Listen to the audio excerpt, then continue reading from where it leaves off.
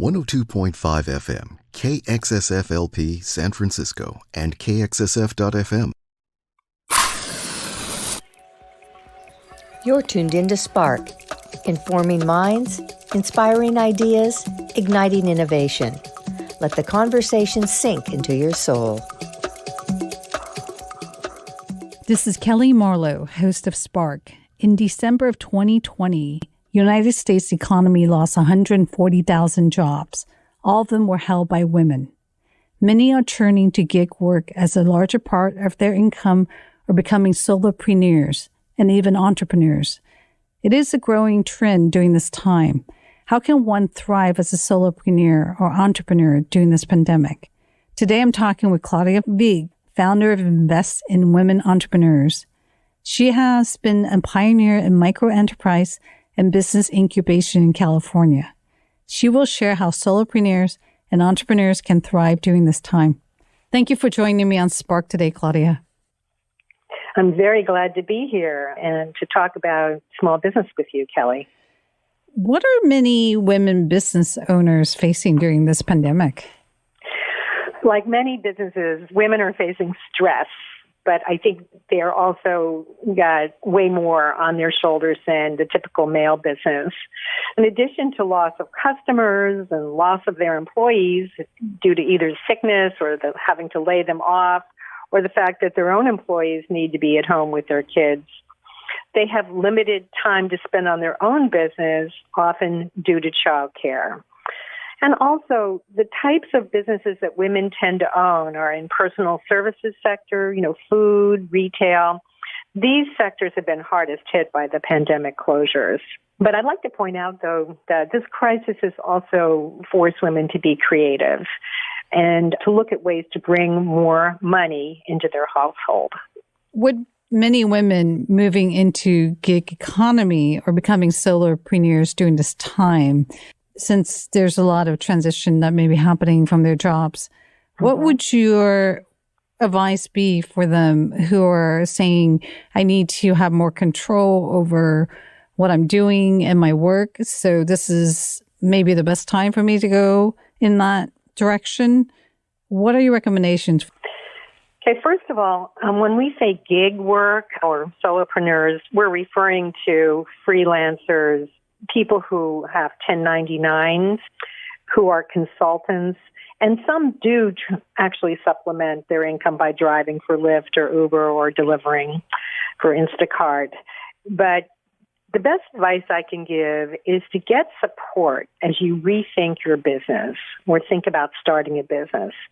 You can get free coaching from a women's business center in your community or region or a small business development center.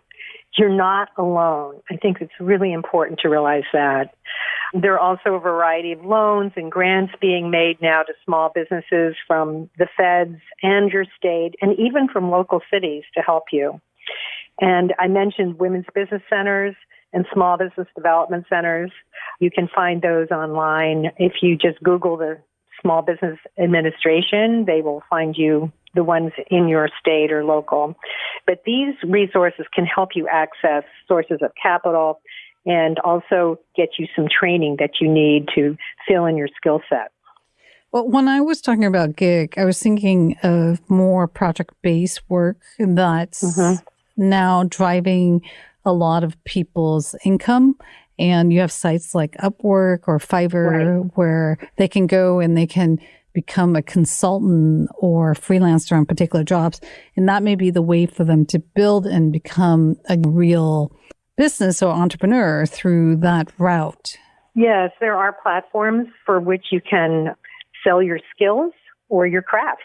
I mean, there's just an incredible amount of online outlets for marketing yourself. But you also need to find out which the best ones are and also how to navigate them. And that's why I keep repeating, getting help and support from a program in your community. Well, ideally, if you could build a list of clients on those platforms and start your own business that way as well. That's true. That's true. And the great thing about Upwork is that you can be living in a small town and still get access to large clients. Well, the thought is that, let's say if you were a graphic designer and you were laid off, you could go to Upwork, you could start marketing your skills there, and over time build a client list from that platform. And let's say you then have 10 clients. That could keep you busy enough, and then you have your own business and you're a solopreneur. You could even test out, I guess, from an entrepreneur standpoint. I think the question becomes, how would you define the difference? Because there are entrepreneurs who work for themselves, and then there are entrepreneurs who have the bigger team. How do you see the difference? Well, it's interesting. A lot of successful solopreneurs actually keep a lot of other solopreneurs employed as 1099 support. In fact, this statistic is a little bit out of date now, but about 4 years ago, we saw that there were over $2 billion of income was generated by solopreneurs to other freelancers. That's real money, and it's definitely part of the economy that we don't talk about very much, but it's definitely real. And it really depends on your own needs and abilities to grow your business, to employ other freelancers to do the work that you're generating from various contracts. There are also groups that help to certify women business enterprises to get corporate contracts. They're called Women Business Enterprise Council. And there's a national one, WBENC, Women Business Enterprise National Council, WeBank. And that's a great source of access to clients that you can access virtually too. The biggest concern for those transitioning into gig or solopreneurship is ramping up and sustaining stability. What are your thoughts about how best to ramp up quickly and sustain one's business? Yeah, if you've lost your job or you want to take your sideline business and make it full time, you need to do a business plan to guide your decision making. We're all feeling very pressured and stressed out now to make money and to pay the bills. So I recommend just taking a deep breath, listening to Calm or another meditation app, and think about, what do you need to know first? Who is your market? How will you reach them? Do you have the technology skills to sell your product or service online, which is really key now? And I'm not talking about a 200-page business plan. The lean canvas, this is one technique. It's a book, and you can find out about it online. The lean canvas. It's an easy and flexible, fast way to start the planning process for your business.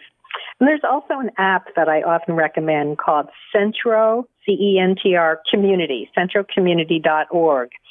And that helps you build a simple plan and do a budget, and also project your sources of revenue and your flow of cash. This is getting a roadmap really going for your new business, no matter how small you want it to be. It's really important to think that through.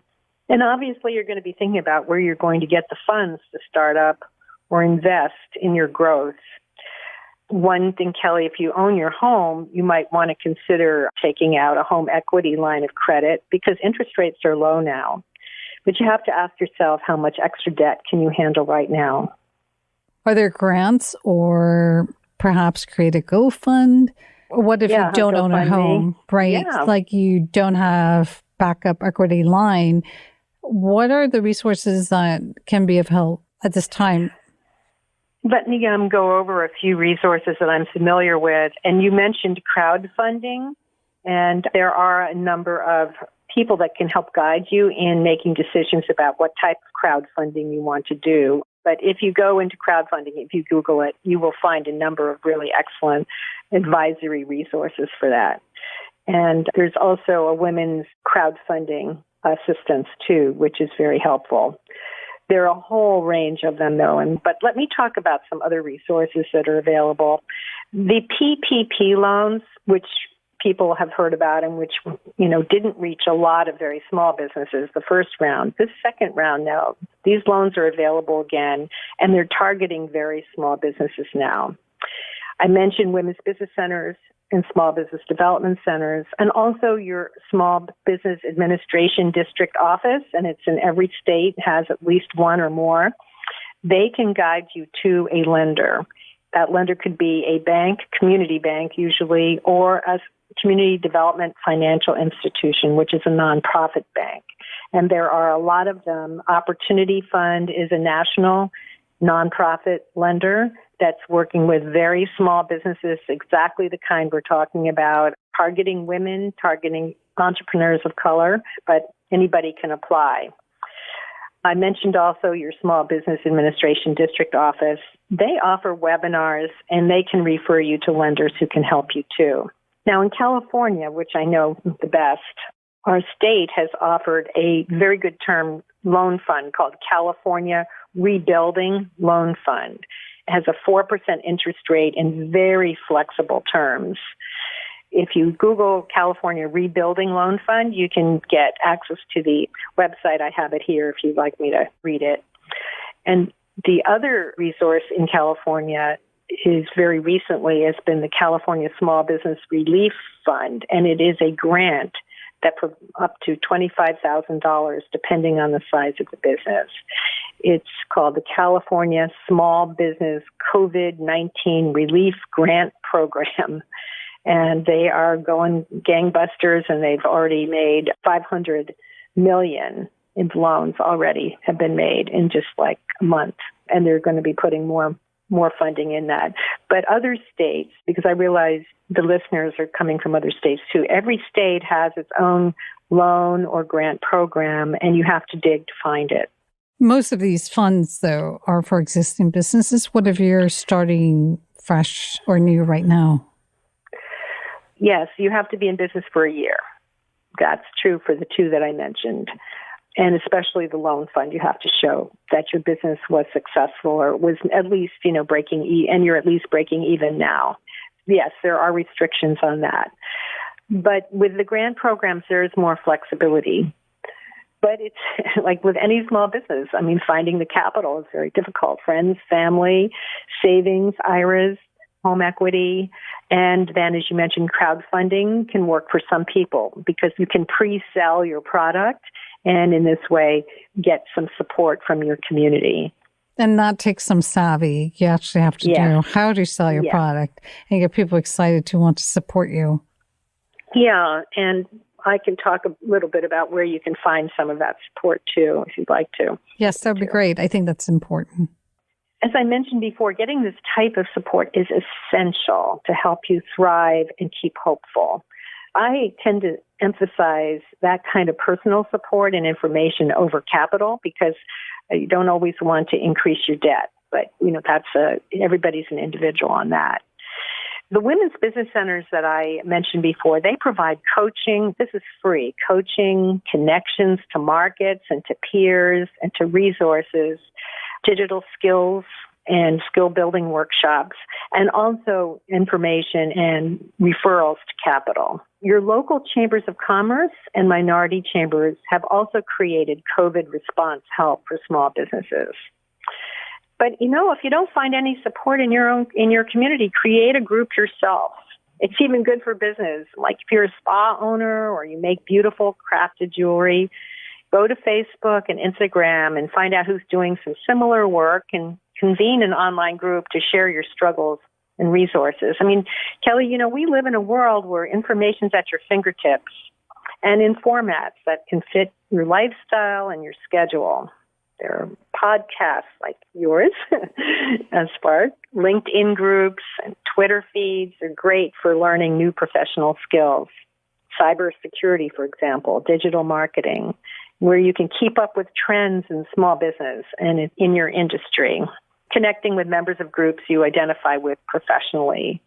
For example, at Black Women Owned is one Twitter feed where you can connect with women like yourself who are building their businesses. And depending on the stage of your small business, you can be an active participant on LinkedIn or Twitter and engage in discussions and provide your own experience. I think what's important in technology connection is not feeling shy in reaching out. And you have to be really savvy because there are a lot of people who are open to creating community or creating a network. You just have to know how to do it well. And that's the part where it may take a little bit of time to come up to speed. Right. And that's why getting advice and coaching from, an expert in these small business administration funded programs, women's business centers, SBDCs, and like I even mentioned, local chambers. These people, they've been talking to hundreds of people, if not thousands of people like yourself. And they can give you some direction and support and just kind of be a sounding board as well.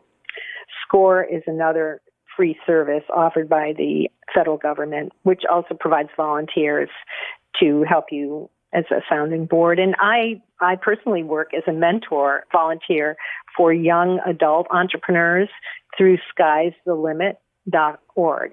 Sky's the Limit, SKYS, thelimit.org.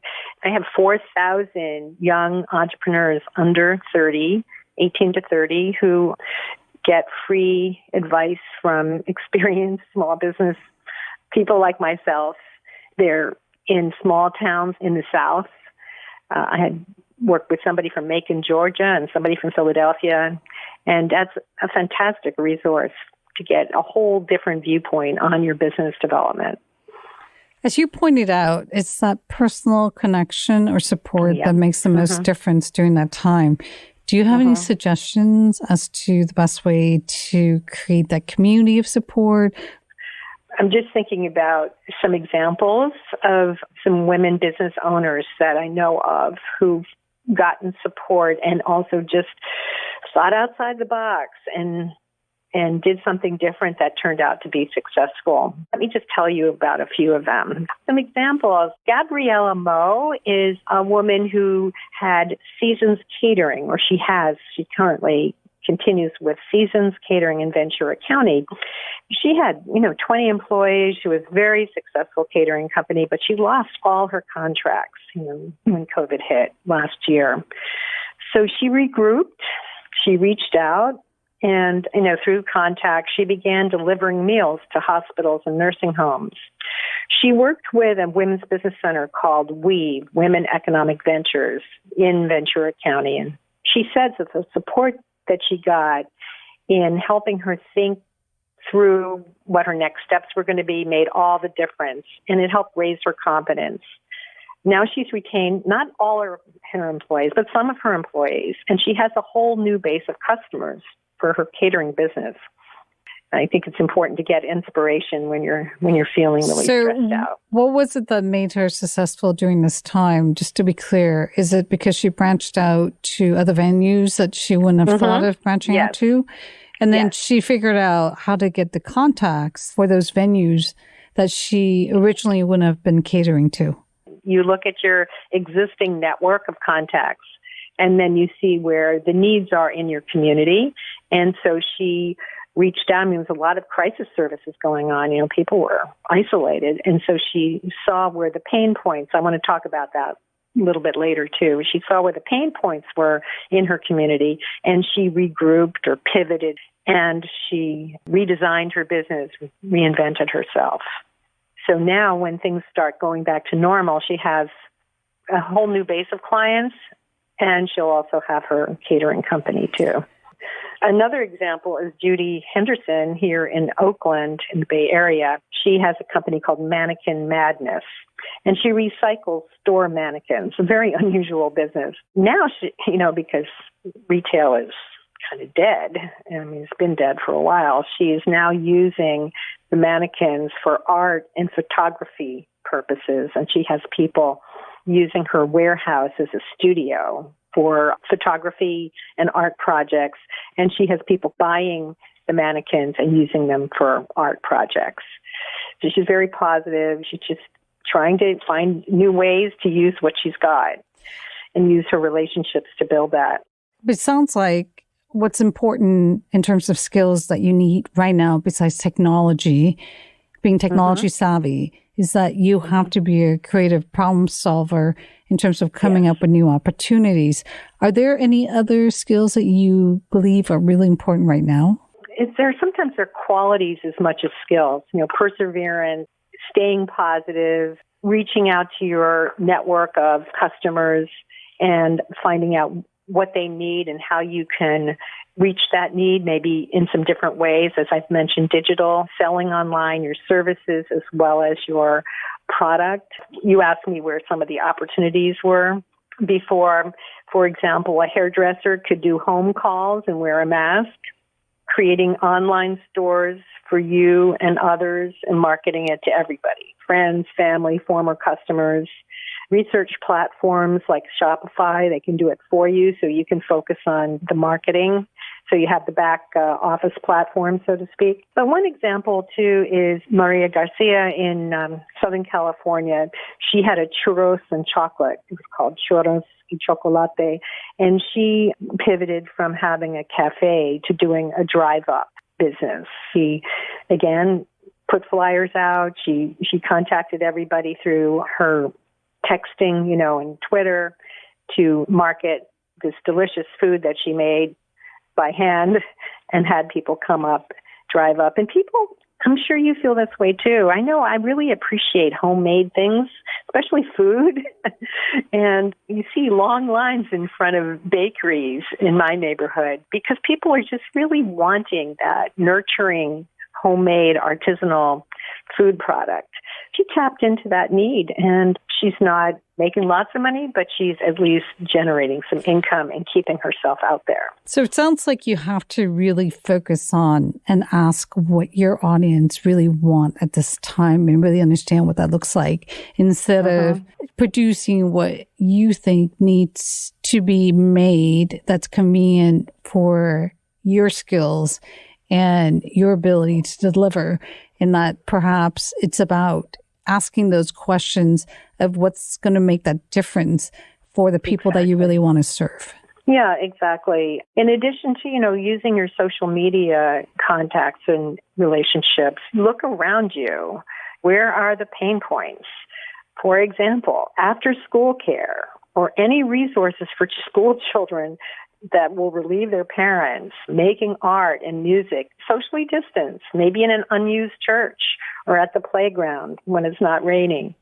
Tree Frog Treks in San Francisco, it's been around for a few years. My son used to work for them when he was in college. They have science-based outings after virtual school day for a fee, and parents just can't wait to sign their kids up for it. My friends have very young boys, and they love it. It's working well for them. Online storytelling could be something that you can provide, and not just for children, but for adults too. We all like to have somebody read stories to us, right? It's comforting. And I mentioned creating an online store. Healthcare workers, for seniors or people who would go to rehab but need to be cared for at home because of COVID restrictions. That's another type of opportunity. Physical therapist. Pilates and exercise are interesting because you can do that now virtually, and you can reach a much wider audience and make good money. And some people go into homes as well. It depends on how you feel about that. And I think as we get more vaccinations, we're going to see some of that open up. But you can also, as the weather gets better, I see people working out on the sidewalks with their clients. And again, that's a way that you can make pretty good money. And also people need to stay in shape. So important. Housekeeping care. Janitorial businesses are going to be very much needed. I expect that's going to continue. People will become more optimistic again and more feeling better about themselves and about their communities. It was a very long, dark year. I think the service sector is still really big. You just have to be creative about how you're delivering it now versus before, whether it's retail online and then making that into an experience. Because I've seen now you can try hair color online, given the fact that you can't go to the salon. And then I think that you make that delivery experience easier or more fun, and you can make it outdoors, whatever it is. Like you were saying, the gym, now that you can't be in a gym, you can take that experience outdoors and make that happen. So it's about the creative delivery, but it really comes down to experience that you're providing for your customers, your clients, and what that needs to look like now versus like what it was before. Yeah, and it's hard because it's not as constant, and it can also not be as lucrative, but for example, in my own experience, I am going to a trainer because I need to keep in shape and keep myself optimistic while I've been isolated here with my cat for the last how many months. So I go to a very big, airy garage that he has outfitted, and he used to work at a gym. And we wear masks, and he cleans everything up, and it's cheaper than personal trainers at a gym, and I'm happy, and he's happy. And now all my girlfriends are going to him, so he's making lots of money. There's an example of somebody who just figured out a way to make it work for him, and now it's actually quite successful, and he's providing a service to those of us who really need to get fit, who have to stay fit. Thank you for sharing your experience and expertise, and thank you for joining me on Spark today, Claudia. Yes. Well, thank you, Kellee, and thank you for all the good work that you do, too, and bringing really interesting information into the airwaves and into our communities, too. I've appreciated it.